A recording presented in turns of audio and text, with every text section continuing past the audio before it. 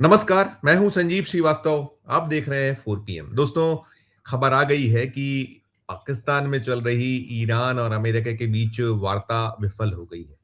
21 घंटे चली ये वार्ता बेनतीजा रही और जो उपराष्ट्रपति हैं अमेरिका के जेडी वेंस, उन्होंने सूचना दुनिया को दे दी है कि बात नहीं बन पाई है और हमने अब गेंद पाले में डाल दी है ईरान के। और उन्होंने ये भी कहा है कि ये जो समझौता नहीं हो पाना अमेरिका से कहीं ज्यादा ईरान के लिए बुरी खबर है।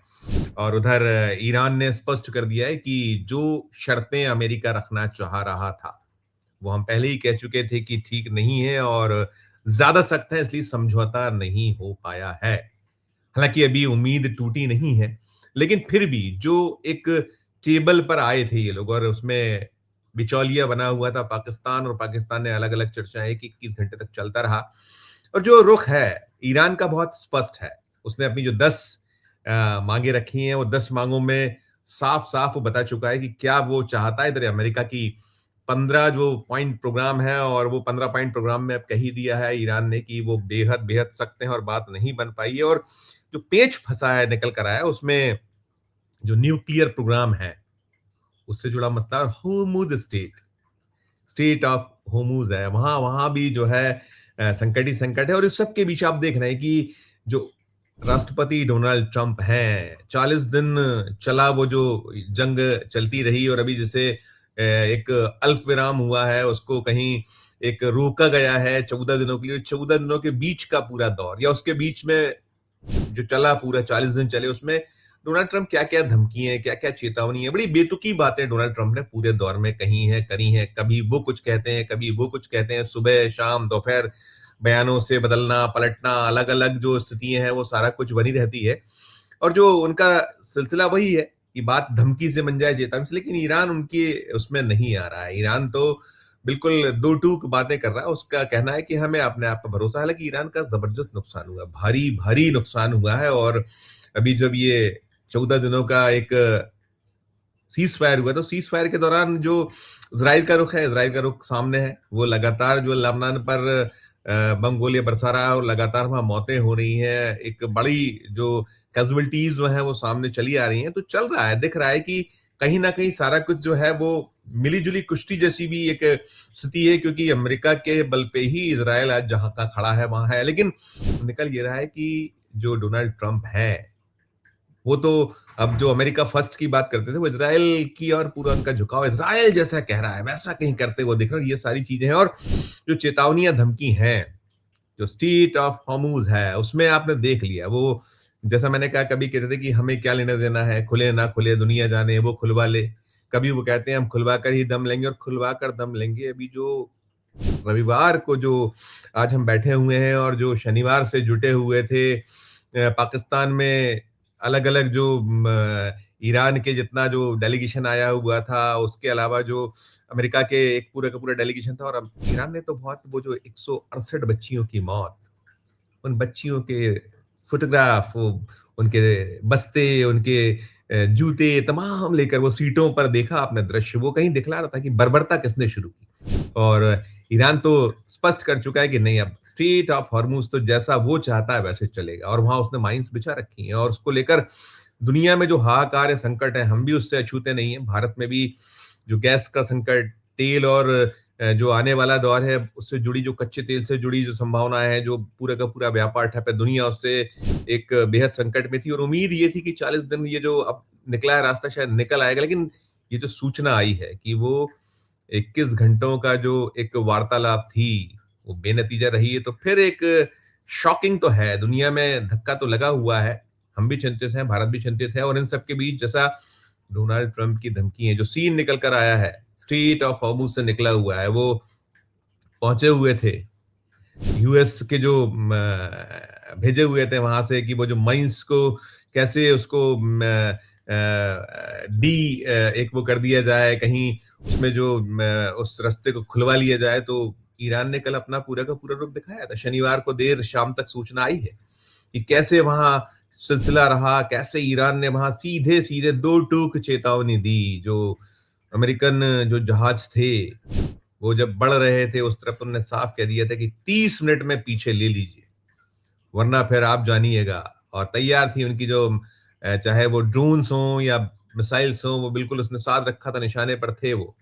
और निकला ये कि अमेरिका का वो जो जहाज था, वो चल रहा था, वहां पहुंचने की कोशिश में था, उसे कहीं यू टर्न मारना पड़ा, वापस लौटना पड़ा। और पूरे युद्ध के दौरान आपने देखा है कि वो अब्राहम लिंकन, जो बहुत सबसे शक्तिशाली जो एक बेड़ा माना जाता है, समुद्री बेड़ा, कैसे उसको 1000 किलोमीटर पीछे ले गए थे, और उसमें तो निशाने साध भी दिए गए थे, नुकसान हुआ पूरे युद्ध के दौरान, जिसको बहुत कमतर आंका गया था ईरान को अमेरिका की ओर से और इसराइल ने। जैसे कहीं एक सोच था दोनों का मिला जुला कि एक चुटकी में हम पूरा का पूरा जो है फतह कर लेंगे और ईरान को धूल चटा दी जाएगी। लेकिन आप देख रहे हैं, 40 दिनों का संघर्ष देखा है, उस दरमियान कितना भारी नुकसान अमेरिका का ईरान द्वारा किया गया, एक जबरदस्त नुकसान, जिसमें उनके वो जो फाइटर्स प्लेन जहाजों को निशाना बनाया, जिसकी कल्पना कोई नहीं कर सकता था। कहा जाता था अमेरिका को तो रडार में ही नहीं आते हैं, इसको पकड़ा ही नहीं जा सकता। लेकिन उनकी जो अपनी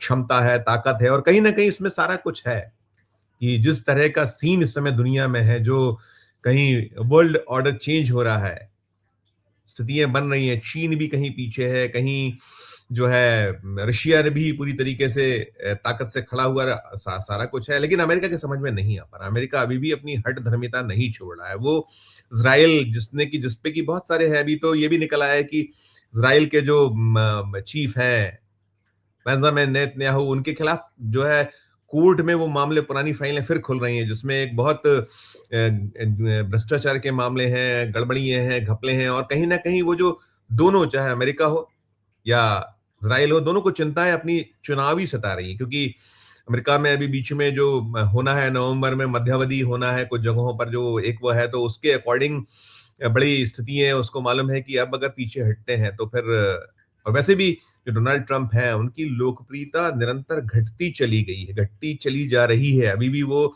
कहीं निकल रहा है, माइनस जैसी स्थिति पहुंच रहे हैं। और इधर जो बेंजामिन नेतन्याहू, उनकी अपनी जो चुनावी जो आने वाला दौर है, उसको लेकर उनकी अपनी चिंता है। तो वो लगातार लेबनान है, उस तरफ जो उनके हमले चल रहे हैं, हो रहा है, और कहीं वो इसमें एक जो रोल प्ले कर रहे हैं कि शांति नहीं हो पाए। क्योंकि अगर शांति हो गई, और कहीं अमेरिका ने एक भी बार कह दिया कि नहीं, इजराइल को अब रुक जाना चाहिए, अभी नहीं आगे बढ़ना चाहिए, तो सबसे ज्यादा फजीयत किसी की होनी है तो नेतन्याहू की होनी है। लेकिन पूरे जो सिलसिला चल रहा है, पूरा जो दौर है, पूरा जो ईरान की ओर से निकल रहा है, ईरान ने नाको चने चबवा दिए हैं।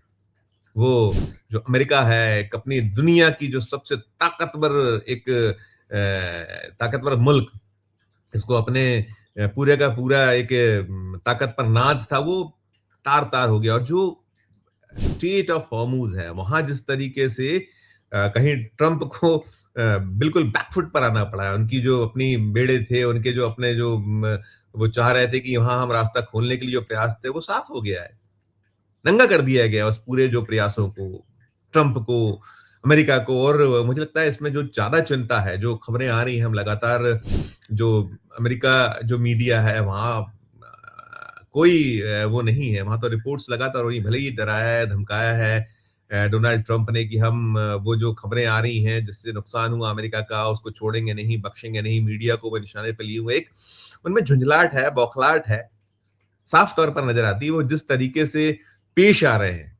और अब तो खुद उनके अपने देश में उनके खिलाफ उठ गया है कि इनको जो है पद से हटाया जाए, जो वहां संविधान में प्रावधान है उसका उपयोग किया जाए। जो विरोधी दल है उन्होंने शुरू कर दिया, और जो जनता है, 90 लाख पब्लिक अमेरिका में सड़कों पे उतरी, तो बहुत बुरे हाल है, बदतर हाल है। और इन सब के बीच जो ये इस्लामाबाद, जो एक उम्मीद की किरण बनी हुई थी कि यहां से कुछ रास्ते निकल जाएंगे, और अभी फिलहाल इसमें कहीं ब्रेक हो गया है। और वो उसमें पीछे अमेरिका ही है। अमेरिका ने खुद जब पेश हुआ था ईरान की ओर से 10 सूत्रीय जो प्रोग्राम गया था, उसमें उन्होंने कहा था कि नहीं, इसको हम बिल्कुल देखेंगे। लेकिन जैसा ट्रंप की हैबिट है कि वो सुबह क्या कहते हैं, दोपहर में क्या कहते हैं, शाम को क्या कहते हैं, उनके ट्वीट पर ट्वीट आते हैं, यानी एक्स करते हैं और बार बार बदल जाते हैं, कभी कुछ कभी कुछ।